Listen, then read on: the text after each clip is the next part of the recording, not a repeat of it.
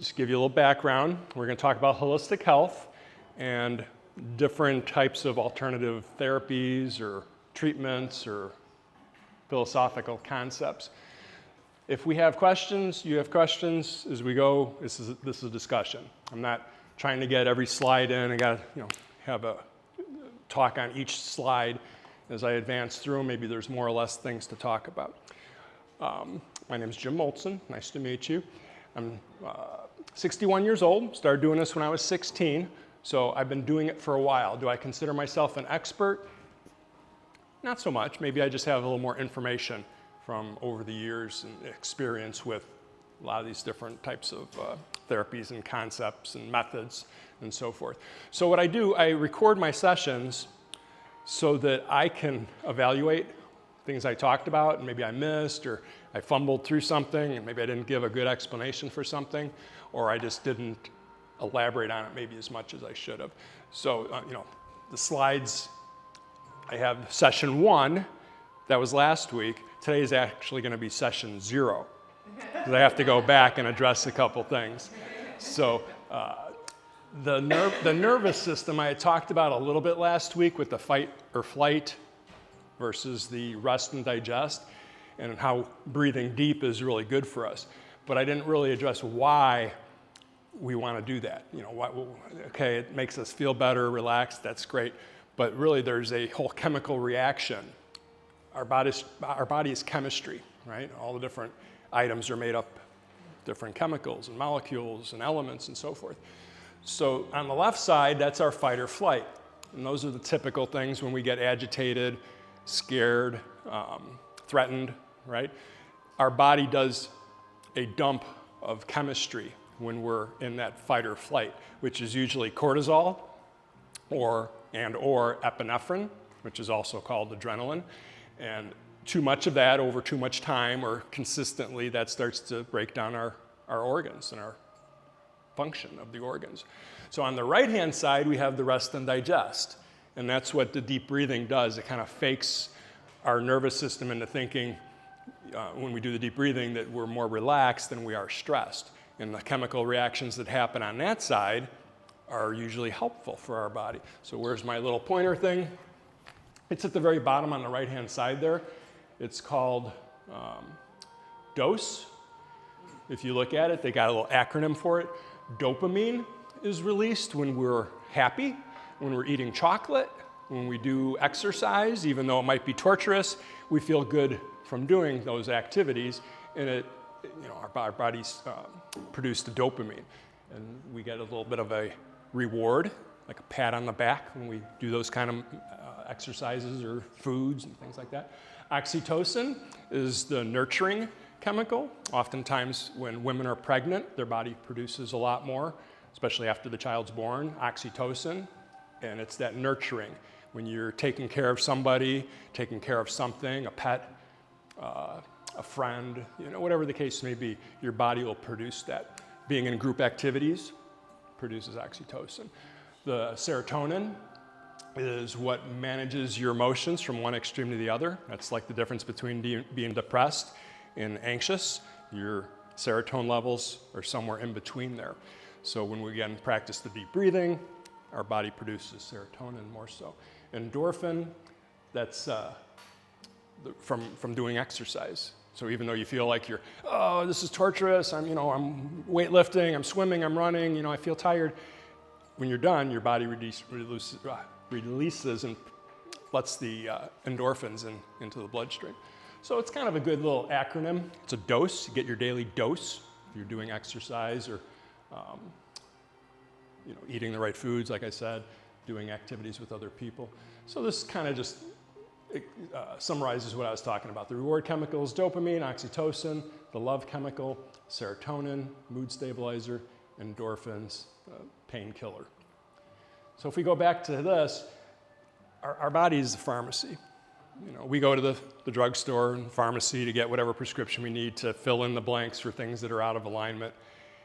But in reality, our body has a lot more of the chemicals than we get at the pharmacy. Maybe if you do a whole list on it and they say there's 1,000 different chemicals and pharmaceuticals, we produce quite a bit in our body. I'd like to see that comparison.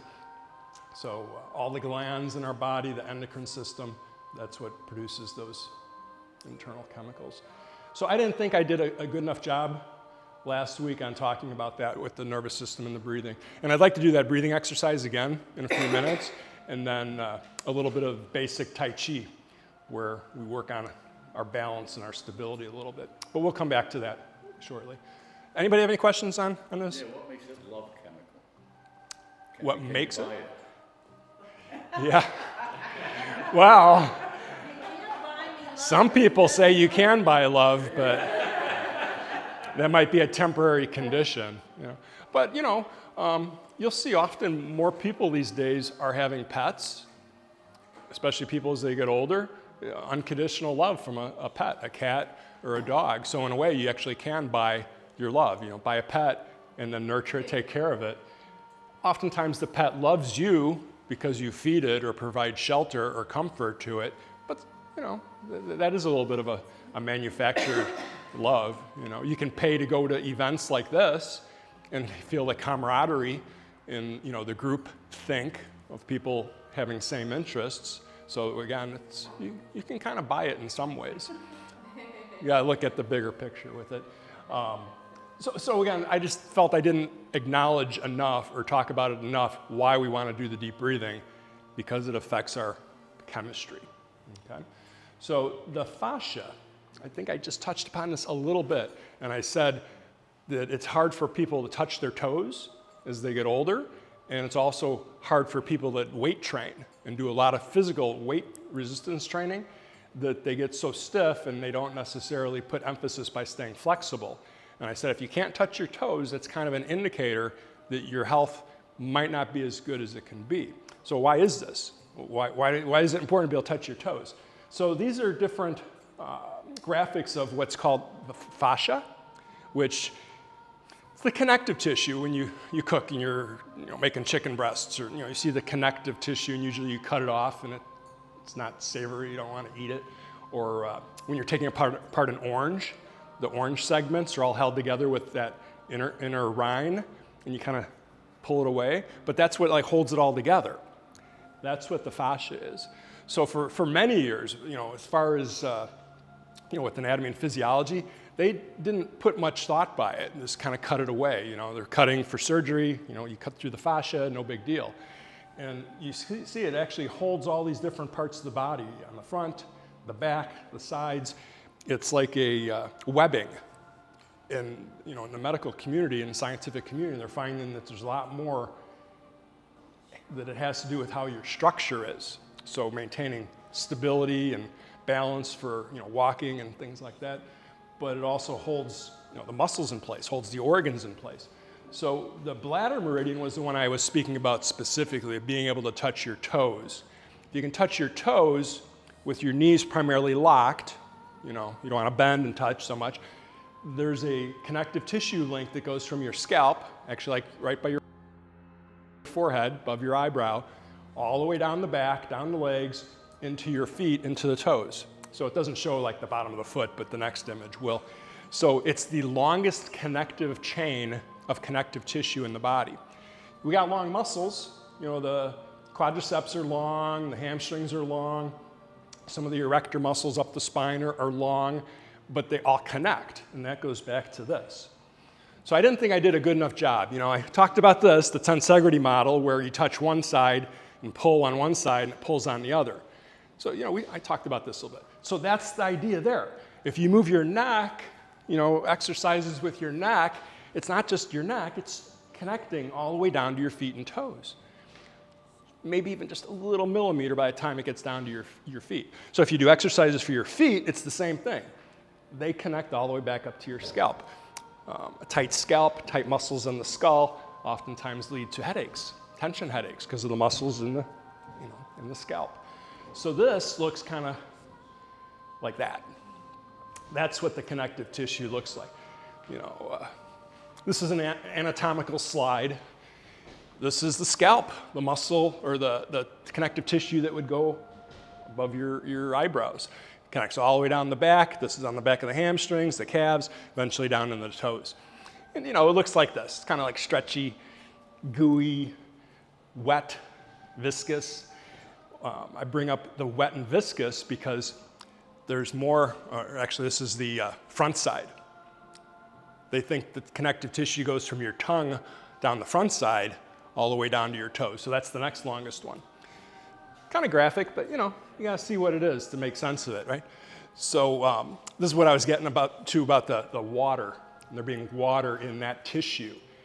Water conducts much faster than tissue does. So you got solid tissue, you got the nerves. Nerves are solid tissue, and they probably have some moisture and water content in them too.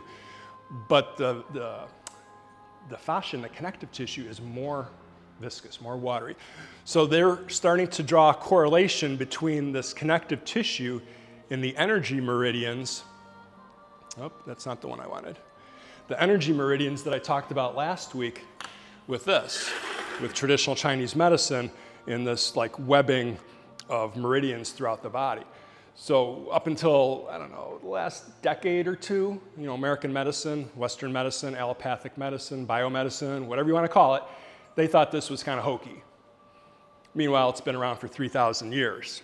And Eastern culture, Chinese culture specifically, but Indian also, have been studying it for 3,000 years. So now we're at this point where in the United States and probably Europe, they're starting to acknowledge that maybe the energy is traveling through the connective tissue, through that water, faster than the nervous system. And the nervous system's pretty quick, but water is faster. So that's kind of how that connects. So my point was you should try to touch your toes. If you can't touch your toes, work on trying to touch your toes, whether you're laying in bed and you sit up and try and touch your toes, you're sitting in a chair, occasionally reach down, try to get to your toes, because that will be a good indicator if your whole body has that mobility. So just because you have water, you drink water, people drink water all the time these days to stay hydrated. But how does the body know where the water needs to go? If you give it a little extra help by exercising, stretching your ankles, your toes, your calves, now you're getting more of the water to those areas. Again, it goes back to trying to touch your toes. So the bladder meridian is not just a willy-nilly concept. There's the backside with that fascia. The bladder meridian, it's water. Water keeps you hydrated, water keeps you flexible. So, you got a question? Yeah, I must have been doing all the bad stuff, but I left here depressed. I depressed you last week? Yeah, well, I'm still there, yeah. I could never touch my toes. Never. Well, if you can't touch your toes, you work towards your knees, or your thighs, or your shins, or whatever the next closest thing is. So, let's do this. You guys are all sitting down. I'm the one standing. I will join you in sitting.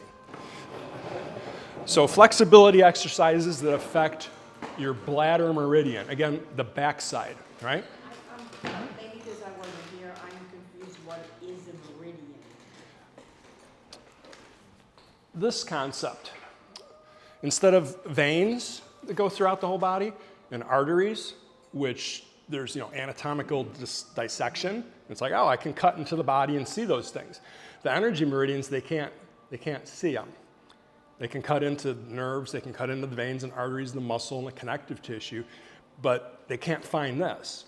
So that's why modern medicine or allopathic medicine, they don't acknowledge it. It's like, if you can't see it, how can it be there? Well, put your finger in the outlet, where's one? Over here, with a screwdriver, you soon find out that even though you don't see it, electricity exists. You can sit next to somebody and feel the warmth coming off of their body, thermal energy. You can't see that. Cut it up. Where's it coming from? It's coming off of the body. So that's what the meridians are. If you look at meridians on a highway, it's a boundary. It's a marker. It's a path. There's meridians on the body. There's meridians on the earth.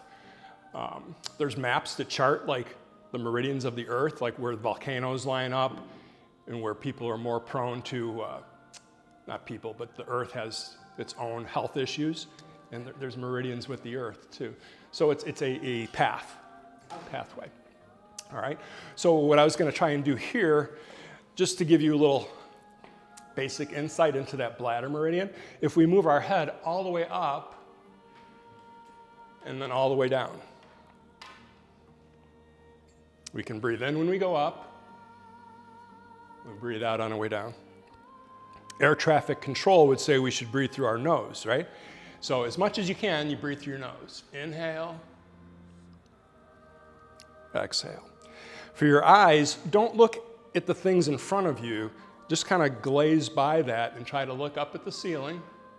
Maybe not staring into the light, but up towards the ceiling. And then when you look down, look towards something on the floor. The tile, your foot, your hands, whatever. So anything in between here, your eyes just go past it. Inhale, tongue goes up, roof of your mouth. Exhale, tongue goes down. So that's the top part of your bladder meridian, but it's also your neck muscles, right? And the vertebrae is the upper cervical vertebrae.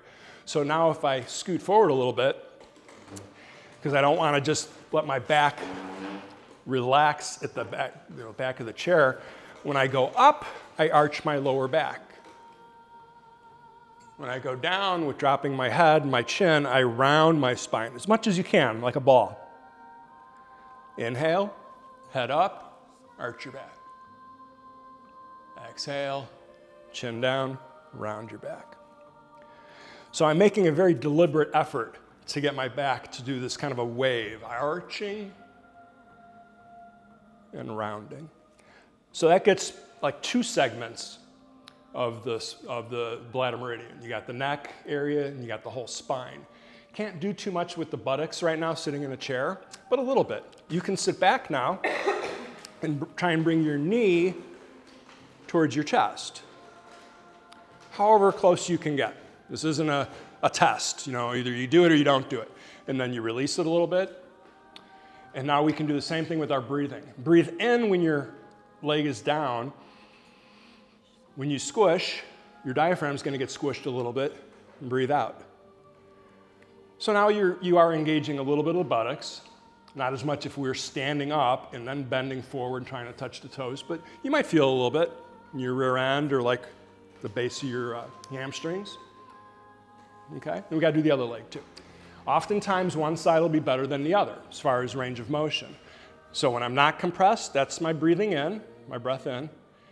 When I pull back, breathe out. And breathe in, and breathe out. So if I wanted to get fancy with this, I could do the same thing here where my leg is down, my head is up, my back is arched, I breathe in, and then I breathe out, I dip my chin, I round my back, I pull my knee in. So now I'm engaging again, more of that bladder meridian. We won't be able to do like the whole thing at one time, probably sitting in a chair, but we can do parts of it like that.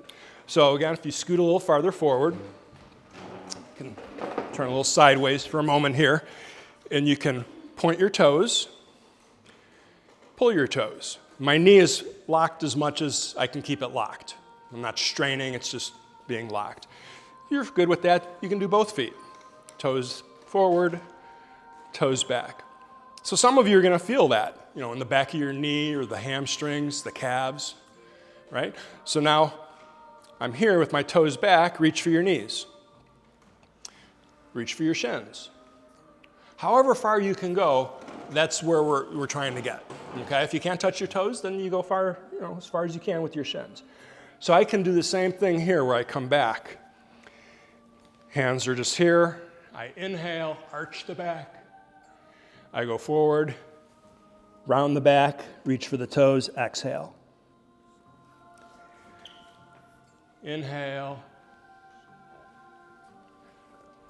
Exhale. So if your head is like this, now you got extra tension on your neck and the bladder meridian really isn't being stretched as much. So let your head drop. So that, we can straighten up again now, that would get us to almost the most stretch from the top of our forehead, or the eyebrow rather, to the toes by doing that connection like that. Sitting in a chair, like I said, you can't really engage all of it because you're taking the tension off your body when you're sitting.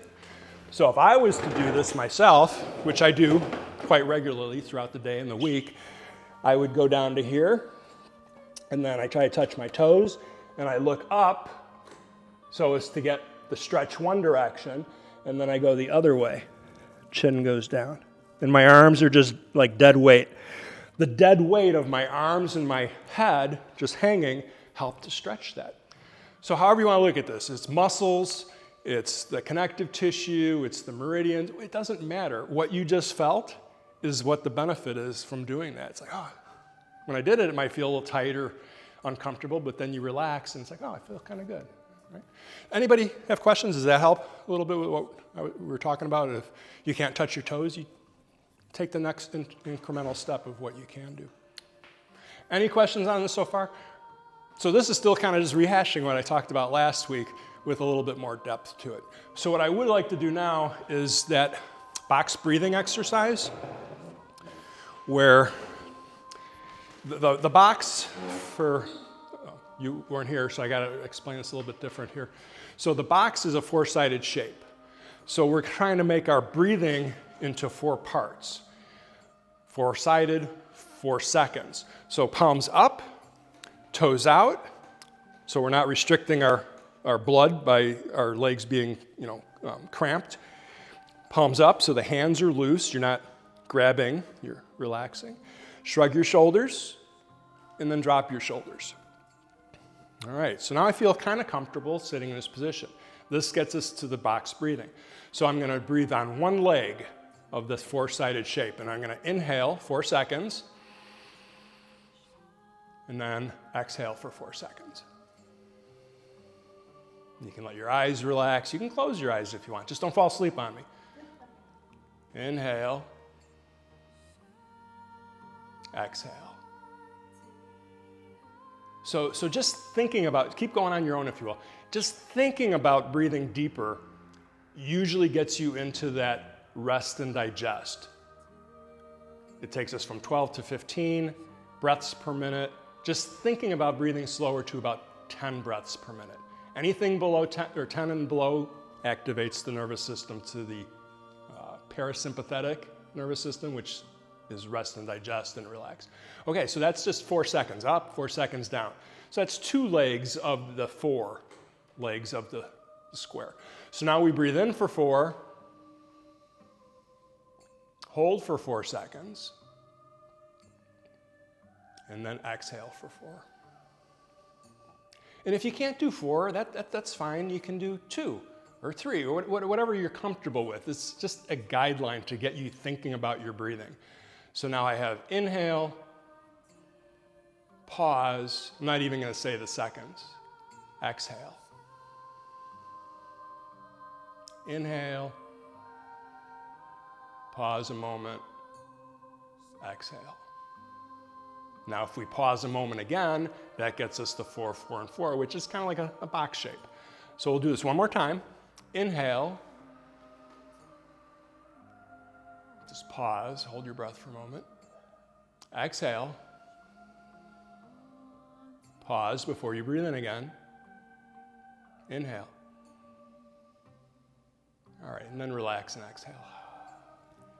So, we just spent a minute maybe doing a couple breaths, 1.5 minutes, 2 minutes, and just in that short amount of time, your body already kind of starts reacting to it. It really takes about 3 minutes of deep, deliberate, regulated breathing, about 3 minutes to change the switch from parasympathetic and sympathetic back and forth, to go from the stressed one, that's the parasympathetic, to the relaxed one, that takes about 3 minutes. To go the other direction, to go from to go from being relaxed to being agitated can happen like that.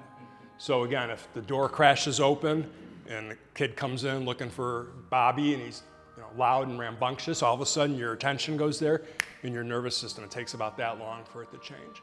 And now you're like, oh, I gotta relax again. So you take a couple deep breaths and you feel better, but really it takes about 3 minutes for it to stabilize back down. For the chemical reactions I was talking about, that's about 3 minutes or so. Does this all make sense? This good stuff? So I'd like to try another breathing exercise.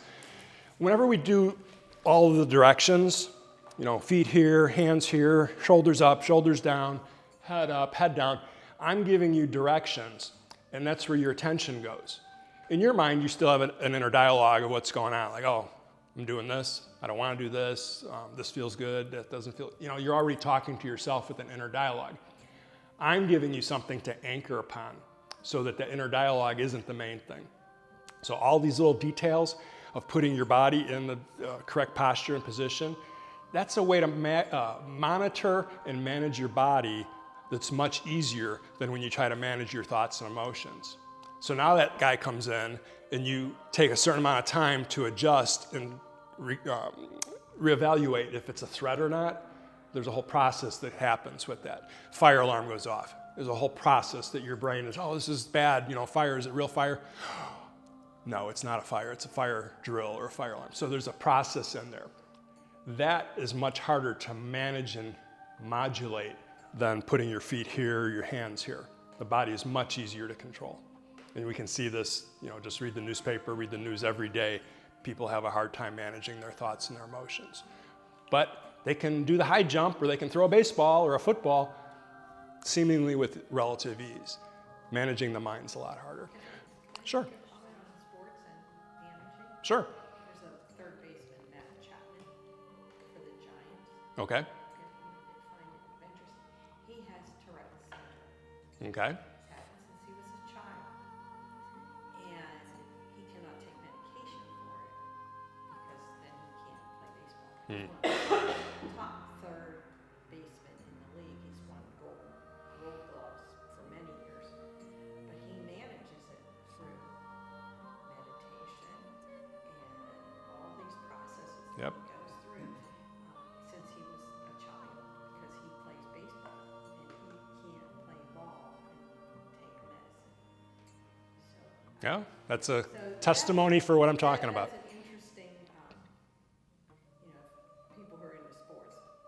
Most of the times when I speak to my husband, it has to be in that kind of analogy. But that's how he manages it. He's one of the top players, third basemen in the league. So you remember when they had, that's a great testimony of what we're talking about here. You remember the Chinese Olympics a couple years ago? The Olympics that were held in China, better wording. They showed the athletes preparing ahead of time for whatever their event was.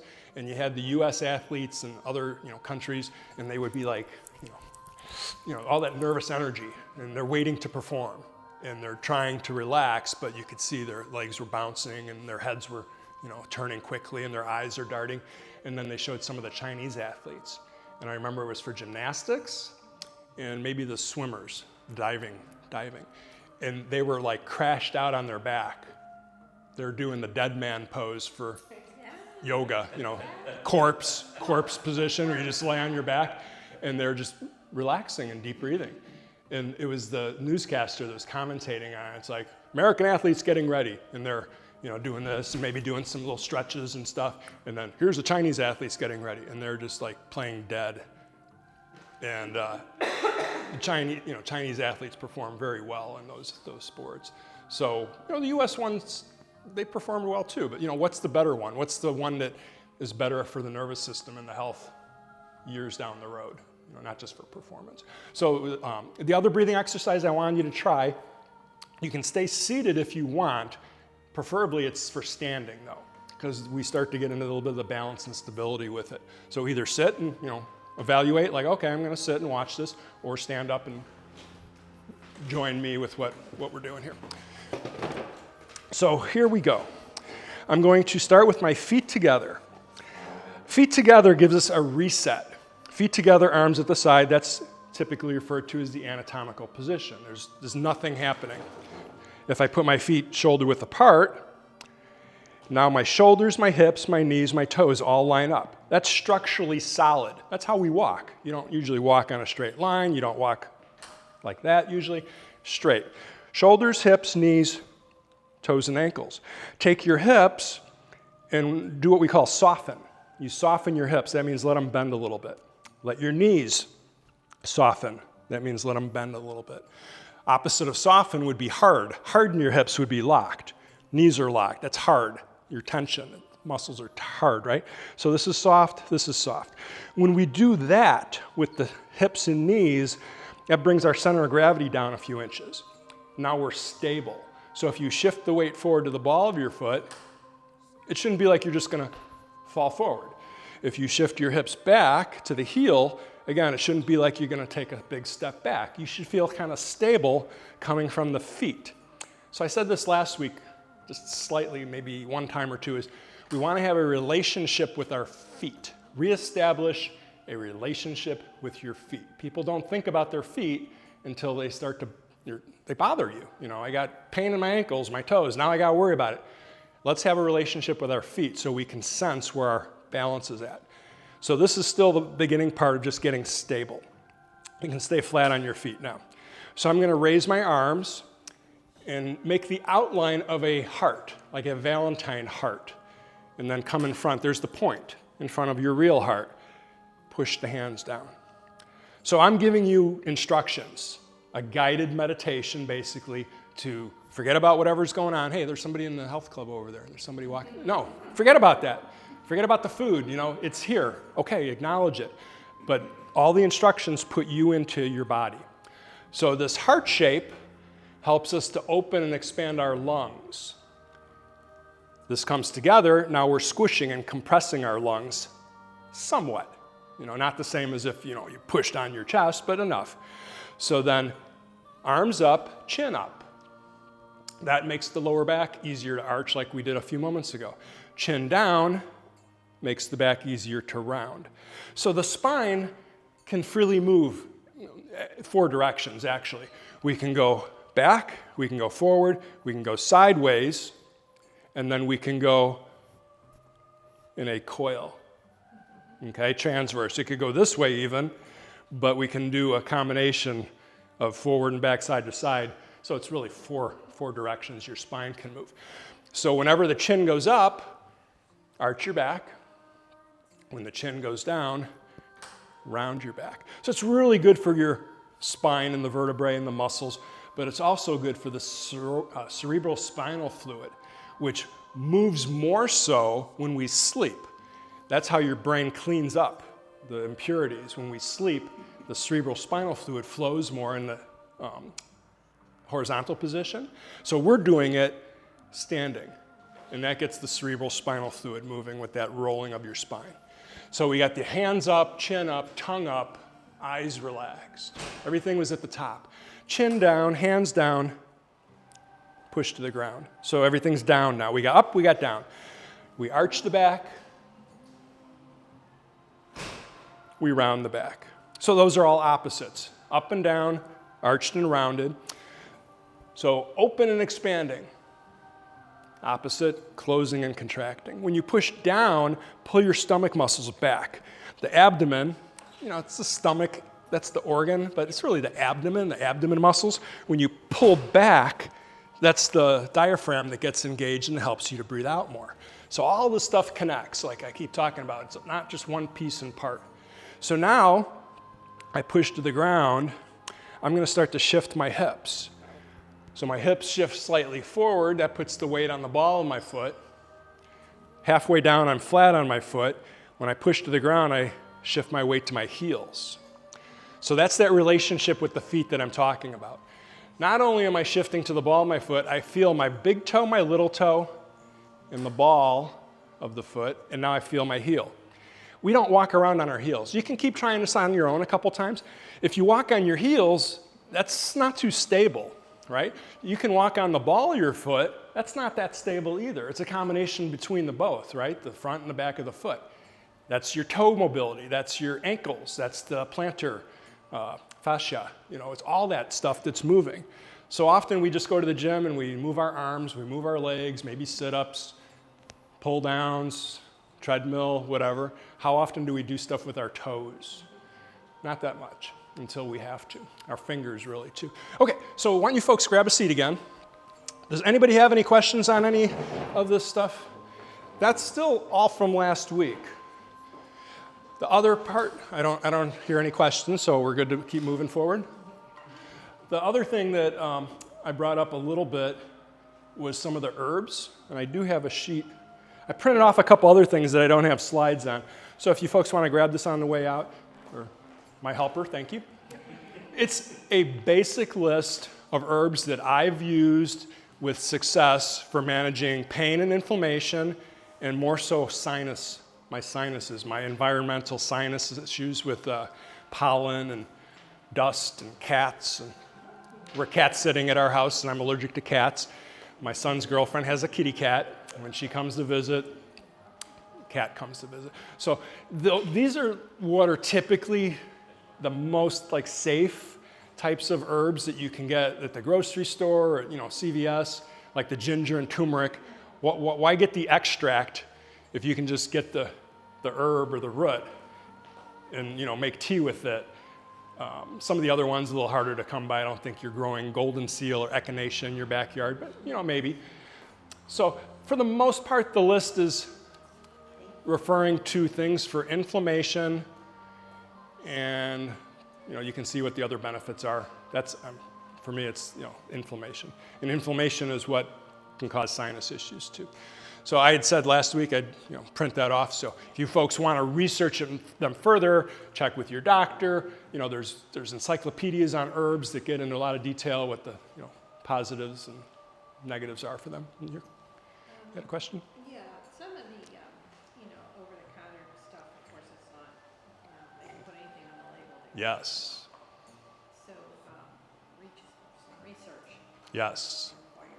Definitely. What is the best route to take to do the proper research to make sure, ginger, you go buy it American. Yeah, there's fresh ginger. But even then, you'd like to get the organic ginger. There's a big debate these days between organic and non-organic, and you pay more for it to be healthier because there's no chemicals on it. I've been trying as much as I can to get organic as much as possible.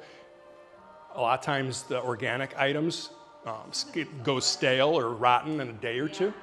And it's like, well, that's not a good deal. I want bread that lasts for a month. One thing I found with ginger, and this is through different classes I've taken, grind it up out the gate, put it in little ice cubes, Yeah. freeze it. So it's always ready for you in a little cube. Research. Google itself, you get some results, right, in Google. Look down further into them and see what the source is.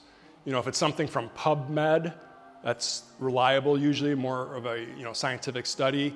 NIH, National Institute for Health, CDC, all these different organizations do offer some guidance with it, but you still need to go a little further with it. So you can type in Google Scholar, and that's a whole nother part of Google that takes you to other sites that are more on the medical end and the study end. So it's not just Google where it might be kind of willy-nilly, whatever their source is. Again, you can look, and if it's legit, it's good. But go to Google Scholar, and that will bring up much, much more in the medical industry and the scientific industry. I'm sorry? You have to call your doctor for taking Definitely. And I think it says most of them. It says consult your doctor. A lot of them, there's contraindications if you're pregnant. I don't have to worry about that. I don't know about you folks. So that's like one of the main, if you're pregnant or going to be pregnant, you got to watch out. But definitely ask your doctor. Ginger, ginger is not the best for everybody. If you have stomach issues, it's not the best. Same thing with ginseng. I didn't have ginseng on there, but people used to think a couple years back, ginseng, everybody takes ginseng, it's really good for you, it makes you more energetic and that, and ginseng is not good for everybody. So with this thing here, with these meridians, the same idea that each one of these meridians is somewhat different. Some of the meridians, it's the lung, it's the heart, it's the gallbladder, spleen, all the main organs, right? Not everybody's organs are the same. So that's why some people can eat onions, and other people, their body doesn't like onions. And it's like, some foods, even though it's a healthy food, it doesn't agree with you. It's exactly the same with herbs. It's definitely the same with pharmaceuticals. That's why they give you so many different, okay, if this one doesn't work, let's try the next one. You do definitely need to do some research with it. The Google Scholar, my doctor did tell me to use that. He said, many years ago when I was diagnosed with anxiety, my doctor out the gate said, stay off of the internet. That's way back in the day. Sure. The current young doctor I had, he said, go ahead. He said, but I want you to use this, the Google Scholar. He said, and you come in with questions. He said, so it will allow us to have a conversation. He said, not that this is going to give you the Right. You could come in prepared for your appointment with the questions that go in. Definitely. And he put up with it and everything. That's good to hear. It's changed over 30 years from when I was first diagnosed with panic anxiety disorder to today. It's like, okay, go ahead, research, but come in and talk to me. And some doctors, allopathic doctors are coming around a little bit more as far as nutrition. We talked about last week, I was being very generous in saying some of them are doing that. Yeah, you got to research the doctor that's going to, align with, some of your viewpoints on those topics. So along with the Google Scholar, when I was in school, I was in college, a college program up until last year for holistic health. And all these things I've learned since I was 16, I started to organize them and put them into more of a cohesive curriculum, really. So I have a degree in holistic health, which covered a lot of things I learned over the years. But they gave me access. Anybody who's a student, you have access to the library. So back in the day, some of you folks went to college, I'm assuming, you would have to go to the library and research and go to the card catalog and get 10 books to get that one sentence for your project or whatever. Now you can go on the internet, right, in general, but again, to have sources, the library system for colleges is fantastic. So I still have my email. They still give that to me as an alumni, so I can still access the broad network. I think it's called the Wiley Library, and it's got all these studies. I want to pull up a study from India on Ayurvedic medicine, and herbs. I can do that. So the thing with the studies, though, even Google Scholar or the college studies, this was in the newspaper, I think on Monday this week, Wall Street Journal, talking about these studies, and the medical studies are somewhat biased, and that it takes a certain amount of money to do the research, so the colleges need the funding. Funding has been in question for the last couple months with the administration, right? So the people, we are paying the taxes that pay for the colleges to do the research. And then that person, the doctor, scientist, whatever title, he has a study.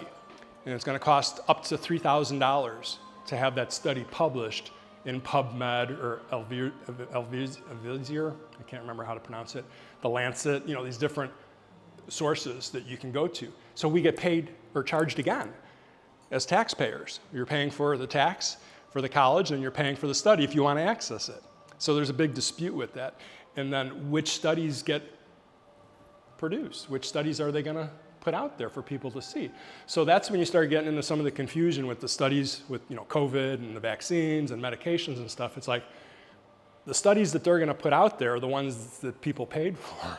And if you can't afford it, it might not get published. So you got to do the research and find more information on it, because we can find whatever information suits our agenda these days. If I want to show you stuff on ginger, I can find tons of studies that say ginger's good for you. If I want to find some that say it's bad, it's going to cause problems with your digestive tract, I can find those too. So science, trust the science. Sometimes it's which way is it being produced or distributed. So any questions on any of that? Doing research is always a good thing. Hello. Just hanging out, right? So that was the last slide for the things that I didn't really thoroughly address last week, that I went back and reviewed and said to myself, I probably should talk about these a little bit more because I don't like leaving open-ended stuff. And when you folks come back, maybe I said something last week that didn't sit well, or it made you like, oh, that's something really cool. I'd like to know more about that. So that's why I do the recordings and I evaluate. That in itself is a type of meditation. We talked about meditation last week, and reflecting over what I did and said. So that all kind of ties in together here. So here is the start of last week. So that was our thing that started us off. Silence your phones. Everybody knew that. Didn't have to talk about it.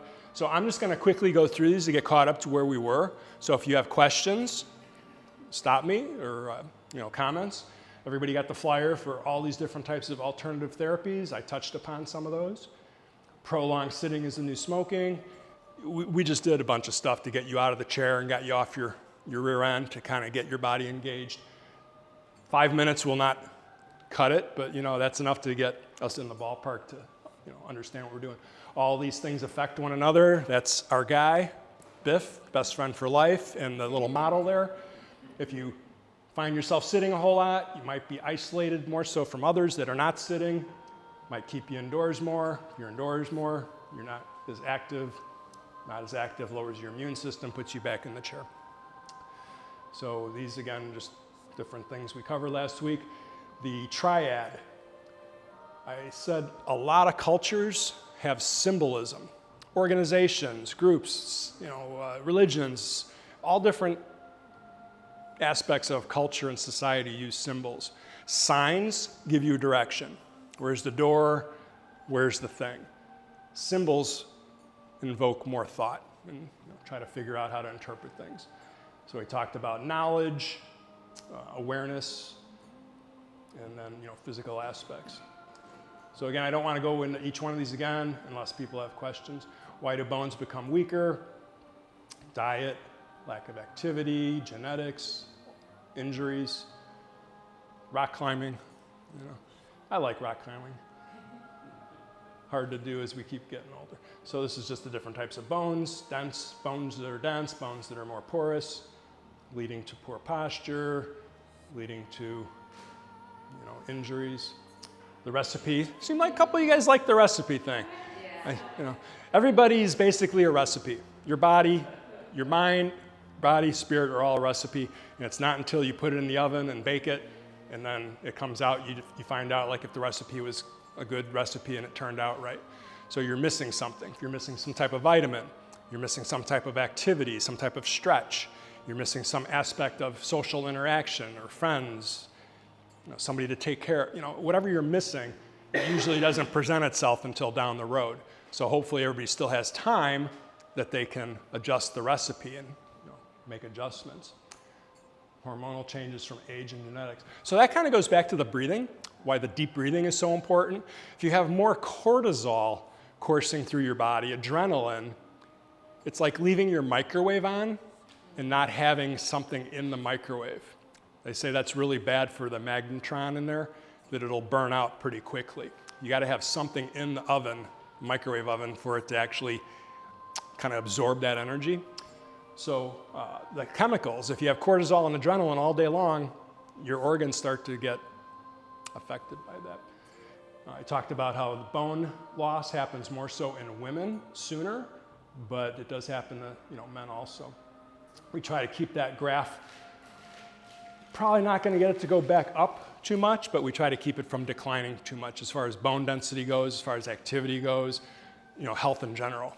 It's kind of hard to go back to being an 18-year-old, but we can try. We can stretch it out. That's just the same comparison with bone density and strength compared to physical activity.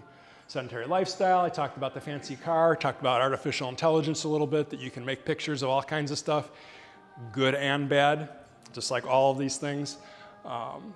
Yin and yang, I think I touched upon that a little bit, about the balance between black and white and the gray area in between. There's always going to be not two sides of the coin, there's three sides. You got the edge too. So get that car out of the garage, meaning keep your body moving, keep your bones engaged. What we just did standing, the shifting with the ball of the foot and your hips, on a scale of 1 to 10, that's like a 1 for giving you some bone strength. It's better than sitting in a chair, but it's still very, very minimal.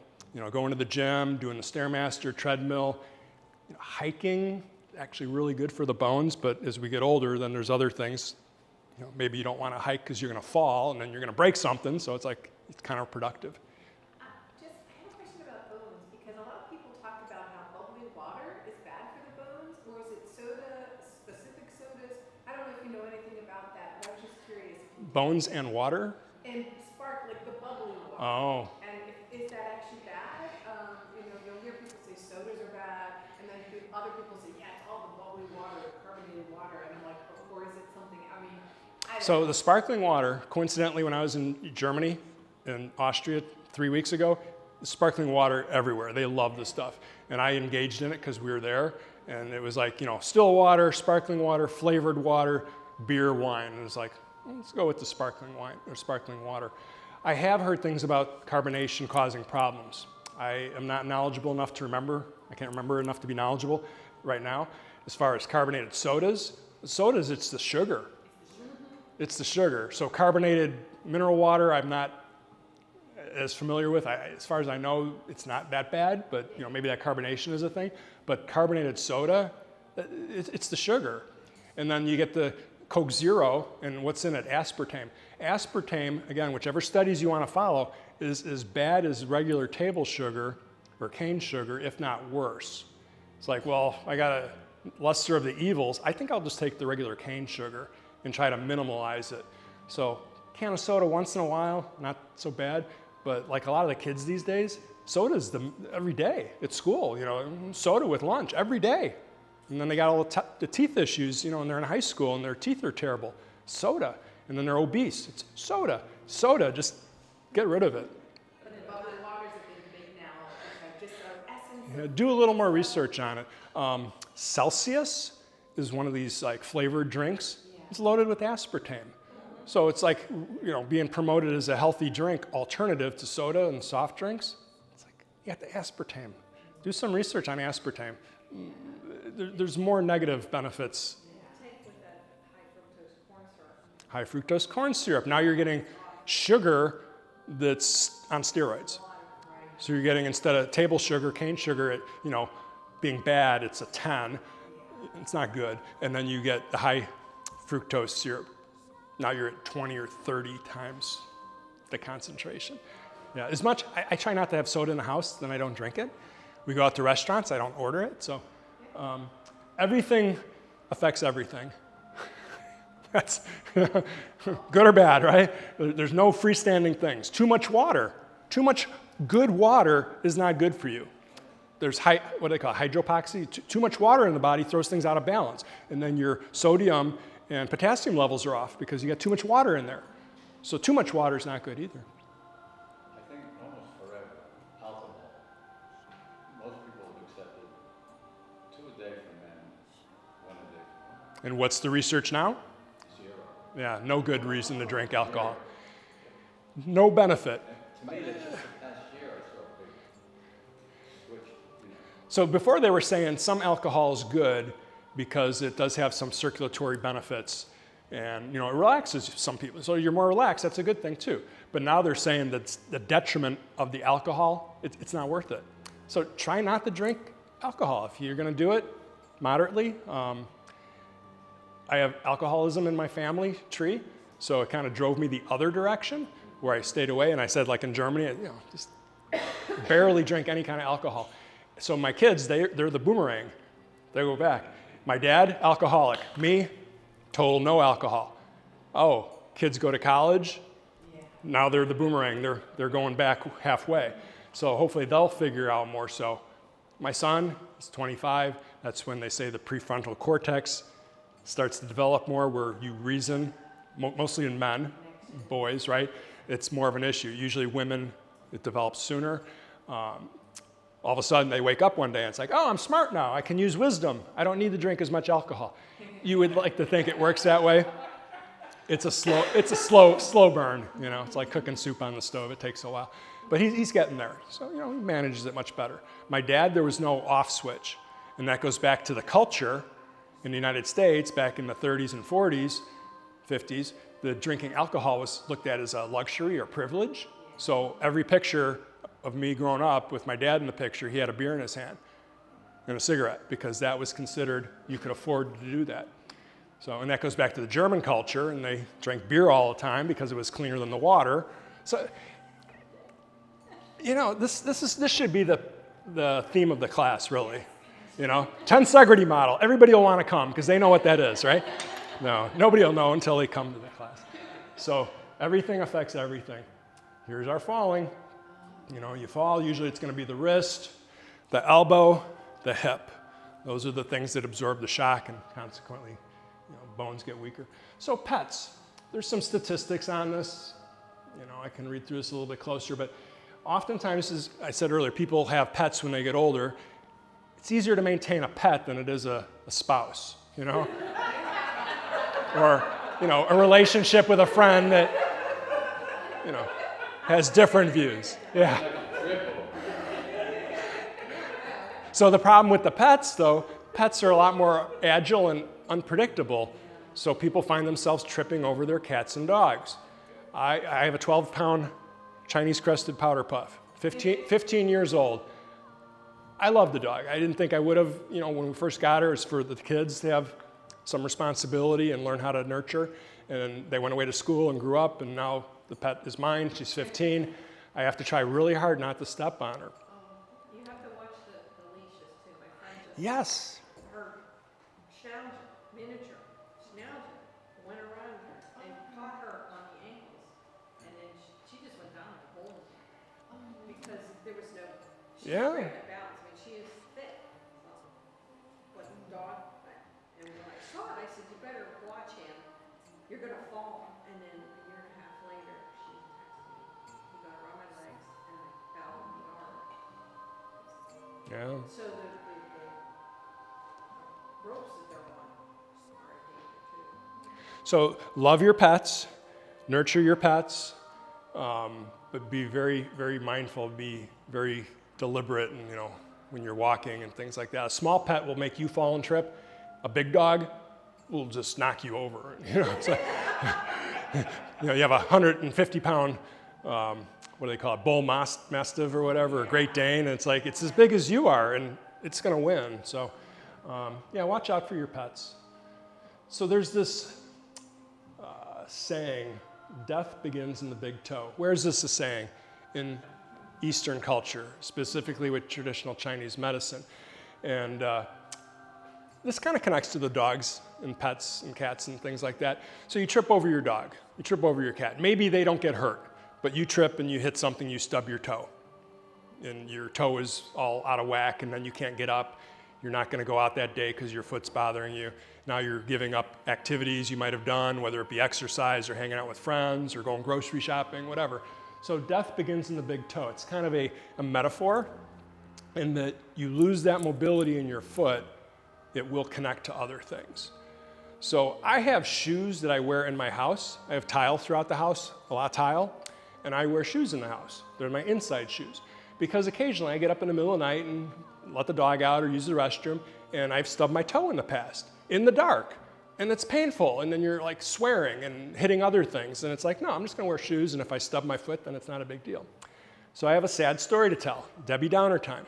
One of our friends from the kids being in baseball, my son was in baseball, and his coach passed away last year because he was putting on his pants in the dark. Somehow he got tripped up, he fell over and hit his head, and he did not recover from that. So we went to the big service, hundreds of people showed up, and 60 years old. So, kind of a preventable thing, his balance was impaired because he tripped over his clothes in the dark, or his leg got stuck in the leg. It just didn't have to be. So these things happen, freak accidents and that, but death begins in the big toe is also relative to this. So your big toe has your spleen on the inside. The very most inside is your spleen. And then on the outside is stomach. Stomach is the next toe over. You got your stomach, your spleen, your liver, all in the first two toes. So if you don't move your toes, okay, well, I'm not active, I'm not getting out, I don't want to fall over stuff. But in some sense, it could be affecting your stomach, your spleen, and your liver, because those meridians have a connection to your feet. All the organs connect to your fingers and your feet. So if you don't move your hands, in theory, it's affecting, your organs. This all makes sense? If you do fall, chances of you falling again doubles. Muscle memory works both ways. If you can do some activity and it's like, oh, I know how to throw a ball because I used to throw a ball, that's muscle memory. If you fall, your body knows how to fall again, so you're more likely to fall. If you fall and injure your spine, you're 4 times more likely to fall again, because that's a big one. Yeah. I'm just curious. So I feel like this is like a dialectic, right? Like you want to exercise and use your body. I want to roller skate again, but my friends keep Yeah. When I don't do the exercise, it feels like that's also a downward spiral. Where would you say that risk assessment would be? That's why you need to practice Tai Chi. Okay, so Tai Chi is safe, and walking is safe, so, okay. I have Makes sense. 10 of these, so somebody might be short today. This goes into a little more detail why Tai Chi is such a good like gateway type of exercise, because it puts some strain on the muscles and the bones and the joints and so forth, but without the risk of tennis. Some people I know in their 70s are playing tennis, and it's good exercise, but when you're 70, now you're worried about your knees and falling and things like that. So what it is, you need to find the appropriate exercise. And I know we're kind of ending, we're coming into the final like 10 minutes here. I do want to go over a little Tai Chi exercise with you folks. So we did get a little further in these slides, but I wanted to go a little faster here. Building stronger bones. It doesn't happen just do this and you're going to build stronger bones. No, it's the outside of the body, what you can see. It's the inside with the muscles. That's like your exercises, your walking, weight training, different things. And then your organs. That's what you eat and what you think. That affects your organs. So if you're really stressed out, it's going to affect your stomach and your spleen. If you're too much anxiety affects your heart. All of the things, again, connect to each other, which will eventually affect your bones. So those that do exercise often do not exercise holistically. That's exactly what I'm talking about, finding the right exercise. So weight training is great. You don't need to be doing an exorbitant amount of either the amount of weight or the frequency of it, but some resistance training with weights is good. I really love the dumbbells. You can get them whatever weight, and they have ones that you can actually change the weight on them that, it's like got a adapter thing that you can make the weight go up and down. Exercise balls, I used to call them medicine balls when I was younger. Now you can get them in different sizes. You can get them in different softness and hardness, so you can squeeze it. I love the bands. Bands are great too. Good, because you don't have to buy 3 or 4 different weights on dumbbells. There you go. All you do is stand further away, you increase the tension. Yeah. They're great. And then there are different thicknesses. Yep. So you have different amounts of resistance, When right? I travel, I throw that in the suitcase. So those, for the most part, like the medicine balls, the exercise bands, I even have exercises that I do with bottles of water, like 2-liter bottle, and you fill up a certain amount and you hold it with your hands either at the top or the sides. They're kind of like dumbbells, but you can adjust the amount of water. Usually those type of exercises, you're not going to injure yourself so much. Basketball. If you're over the age of, say, 25 or so, basketball, probably not the best fitness program, unless you grew up doing it and you're an athlete with it, right? Swimming, for the most part, is really good exercise. It moves the body in so many, it's kind of linear. It's good muscle exercise, good for your heart and lungs. The buoyancy of being in the water and the surface tension of the water on your skin actually helps your circulation. So just sitting in a water, sitting in a pool or in a hot tub, be careful with the hot tub. Just sitting in water changes the body, your blood, the way the blood circulates from the water tension. So if you were to go further down like divers do, that makes more sense. It's like they can't just come back up real quick because the nitrogen in the body will cause problems. Well, doing exercises in a pool is beyond just the exercise itself. It affects your chemistry. Treadmill, good and bad. There's been some people that have fallen over the last couple of years. One of the top executives, I think it was at Apple a couple of years ago, was exercising at home on his treadmill and he fell and he hit his head. It's like, there you go, trying to do an exercise routine, it's good, but then there's the side effect of it. Running or jogging, it's, again, mixed, it could be good. Some people have injuries from hard pavement and the wrong type of shoes. Now they got ankle issues, knee issues, back issues, it's all connected with the joints. So if you're gonna run, try and do it on a soft surface. You'll see some of the jogging paths are like the rubber surface, so it's not as intense on the joints, or in the sand or in the grass. Get the right shoes though too. Sitting on a bicycle, for the most part, that's pretty safe. The difference between running and the treadmill in the bicycle, each one is dramatically more so, not injury, but how much circulation, how many calories you burn. So the most would be running, and then to a lesser extent, the treadmill, and then to a lesser extent, the bicycle. I'm just speaking about those three, because those are the ones people oftentimes do. So if you're going to be on the bicycle, you need to be on the bicycle for a half hour compared to running for 5 minutes. Yeah, it's a big difference. So if you're going to do the treadmill compared to running, it's maybe like, 1 to 2, maybe. Because when you're running, you actually have to adjust and watch where you're going, and your mind's a bit more engaged. So any questions on this stuff? Yes? Now, where is the Tai Chi and celebration? Good question. I come from Wekiva and Longwood, so I'm a ways out. I have classes in Winter Park. It's still quite a drive for you folks. So there's a YMCA somewhere around here. How far is Dr. Phillips from here? Yeah. That area is kind of landlocked around dinner time, right? Yeah. So there's a YMCA that's in Dr. Phillips, and I'm actually talking to the teacher that's over there. He wants me to help him write a book on Tai Chi, and he wants me to come to some of his classes, but that, again, is very far for me to come on a regular basis. So you got to kind of Google that, type in Tai Chi near me and see what comes up. They do, one of your classes, Body Flow, sort of incorporates Tai Chi and a couple other things. Yeah, but it's tough. They transition you too quickly in between the postures. The best one, I would say, at Celebration Health is the gentle yoga with Alexis on Mondays and Thursdays. Because you'll hold your posture and you'll stretch. That flow, they move you so quickly, and I even talked to Alexis about this. I said, you're doing the same postures that they're doing, but I can get my balance in Alexis' class, gentle yoga, where they're just moving.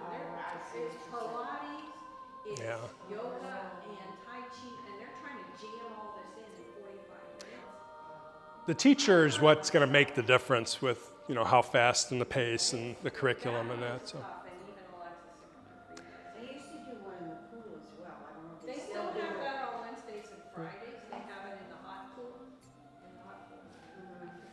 I'd love to come down here. I just can't come every week.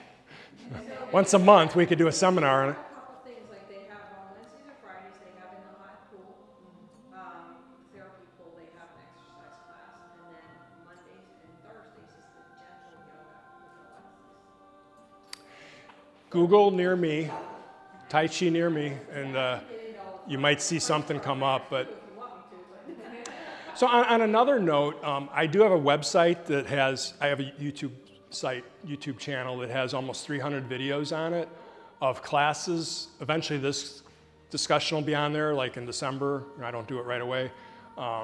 Past lectures, past classes. You can follow along if you are into doing that. If you have a TV about this size at home, that's the best, because then you can see what's going on and you can follow along. And my curriculum, how I do it, I switch it up every month. Regardless, you pick whatever video you want to watch. But I treat it as a follow along class where I assume you don't know anything and you just follow along each time and do that. It's on the back of, I don't know where it's at. If you got my name, if you know my name from any of the stuff, just type it in at YouTube and it'll come up. I got something just this morning. Tai Chi. Uh-huh. And they said by Halloween, I would look like Schwarzenegger. That's a new marketing thing that's going out. They got some guy who says he's like 60 years old, my age, and he's really buff. And he's a Japanese or Chinese guy, and he's saying, you can do that. Yeah, so that's a marketing campaign. So this will be the last slide I'm going to touch right now. But this just kind of breaks down to the way we look at our body, especially like from the medical community. We have, starting over here, let's go with the major joints. The reason why the joints are so important, you have to move your joints in order to move, right? So staying healthy in the joints with Tai Chi, yoga, Pilates, it's less stress on the joints. Tennis, rock climbing, baseball, basketball, any of the major sports put a lot of strain on the joints. And if you know anybody that's an athlete, you see it all the time. They got all these joint problems. So the next level, we got our skeleton. Got to maintain our skeleton, bone strength, nervous system. That goes back to the breathing, slow breathing, monitoring your thoughts and emotions.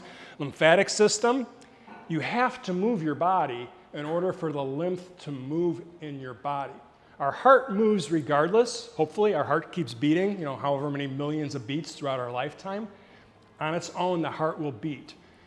The lymphatic system will not move the lymph or the impurities out of your body if you're not moving. And you'll see it sometimes as people age and they're very sedentary, their ankles start to get thicker, their calves, and it's edema. Collecting of water, the impure water in the body, it can't move because of gravity. Got to get up, got to move. Well, I don't feel good. It's a vicious circle. If you're not moving, you're not going to feel good. So you got to find the appropriate exercise to keep the lymph moving. Endocrine system, that's the organs.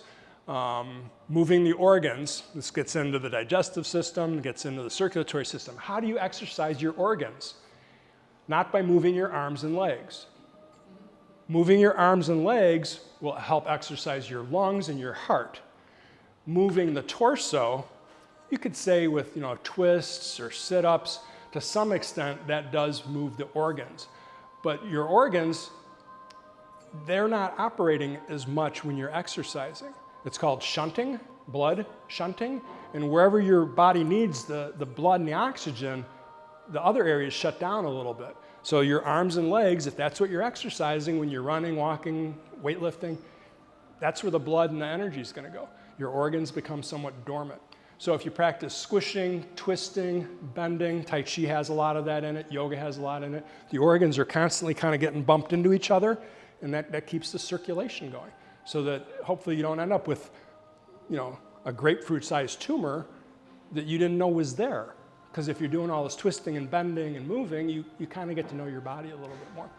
So that's just the progression, that health and wellness are many layers and levels. We get all the way over to the muscles. You got the fascia that I talked about a little bit, and then dermatomes. Dermatomes, that's even though you have back pain, you feel it down. That's the sciatic nerve, it's connected. If you have pain in your shoulder, you might get headaches. So dermatomes are the connections of the muscles and how pain, what do they call it? It goes, radiated pain, that's not the right word I'm looking for, but how it goes from one area to the other, referred pain.